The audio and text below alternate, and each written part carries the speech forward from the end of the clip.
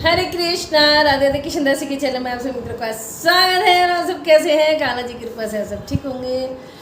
और हैप्पी पाप मोचनी एकादशी, पाप मोचनी एकादशी के सभी मित्रों को बहुत सारी ढेर सारी बधाई हो। एकादशी है, आपको क्या करना क्या नहीं करना मेरी पहले वीडियो अपलोड है, आप देख लेना।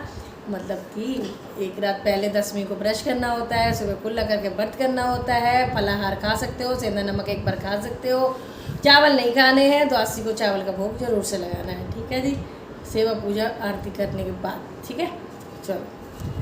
तो श्रीमन नारायण नारायण नारायण, भजमन नारायण नारायण नारायण, लक्ष्मी नारायण मन नारायण नारायण नारायण।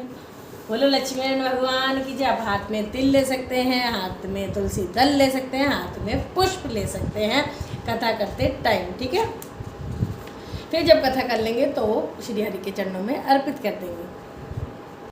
युधिष्ठिर ने पूछा, भगवान आप चैत्र कृष्ण पक्ष की एकादशी का क्या नाम है, यह बताने की कृपा कीजिए। भगवान श्री कृष्ण बोले, राजश्रेय सुनो, मैं इस विषय में एक पाप नाचक उपाख्यान सुनाऊंगा, जिससे चक्रवर्ती नरेश मानधाता के पूछने पर महर्षि लोमेश ने कहा था। मानधाता बोले, भगवान मैं लोगों के हित की इच्छा से यह सुनना चाहता हूँ।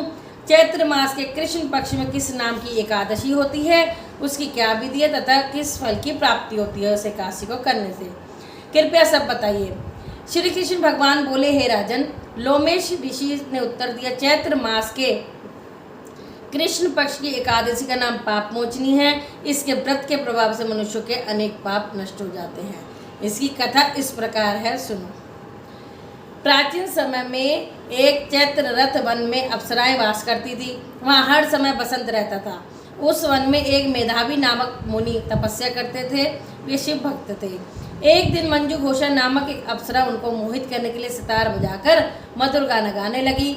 उस समय शिव के शत्रु अनंग कामदेव भी शिव भक्ति मेधावी मुनि को जीतने के लिए तैयार हुए।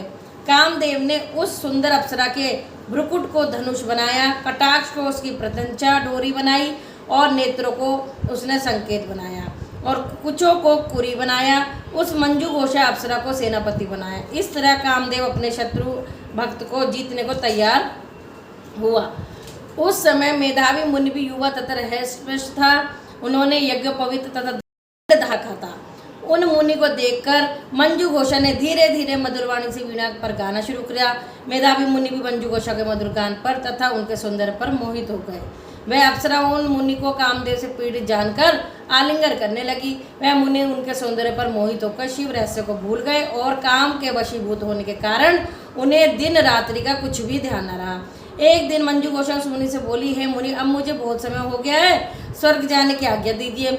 उस अप्सरा के ऐसे वचनों को सुनकर मुनि समय का विचार करने लगे। तो रमण करने का समय था 52 वर्ष 7 माह 3 दिन ज्ञात हुआ।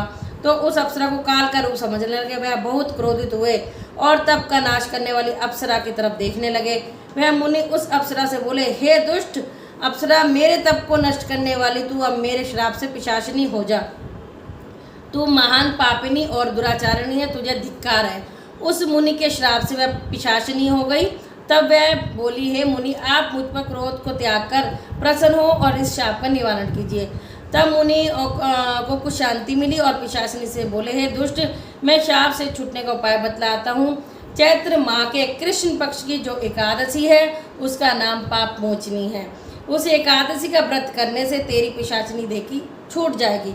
इस प्रकार मुनि ने उसको समस्त विधि आदि बतला दी और अपने पिता च्यवन ऋषि के पास गए। च्यवन ऋषि अपने पुत्र को देखकर बोले, पुत्र, तूने यह क्या किया? तेरे समस्त तप नष्ट हो गए। मेधावी बोले, हे पिताजी, मैंने बहुत बड़ा पाप किया है, आप उससे छूटने का कोई उपाय बताइए। च्यवन ऋषि बोले, हे पुत्र, तुम चैत्र माह के कृष्ण पक्ष की जो पाप मोचनी नाम की एकादशी का विधि तथा भक्ति पूर्वक व्रत करो। वचनों को सुनकर मेधावी ऋषि ने पाप मोचनी एकादशी का विधि पूर्वक उपवास किया। उसके प्रभाव से उनके समस्त पाप नष्ट हो गए। मंजू घोषा अप्सरा भी पाप मोचनी एकादशी का व्रत करने से पिशाचिनी की देह को छूट गई और सुंदर रूप धारण करके स्वर्गलोक को चली गई। लोमेश बोले, हे राजन, इस पाप मोचनी एकादशी के प्रभाव से सब पाप नष्ट हो जाते हैं। इस एकादशी की कथा के श्रवण व पढ़ने से 1000 गोदान करने का फल मिलता है। इस व्रत के करने से ब्रह्म हत्या करने वाले, अगंबा गमन करने वाले आदि के पाप नष्ट हो जाते हैं और अंत में स्वर्ग को जाते हैं। बोलो श्री कृष्ण भगवान की जय, विष्णु भगवान की जय, एकादशी महारानी की जय। श्रीमन नारायण नारायण नारायण, भजमन नारायण नारायण नारायण, लक्ष्मी नारायण नारायण नारायण, गोविंद नारायण नारायण नारायण। तो देखा किस तरह से आप अपने पाप को बिल्कुल क्षीण कर सकते हो विधि पूर्वक व्रत करके।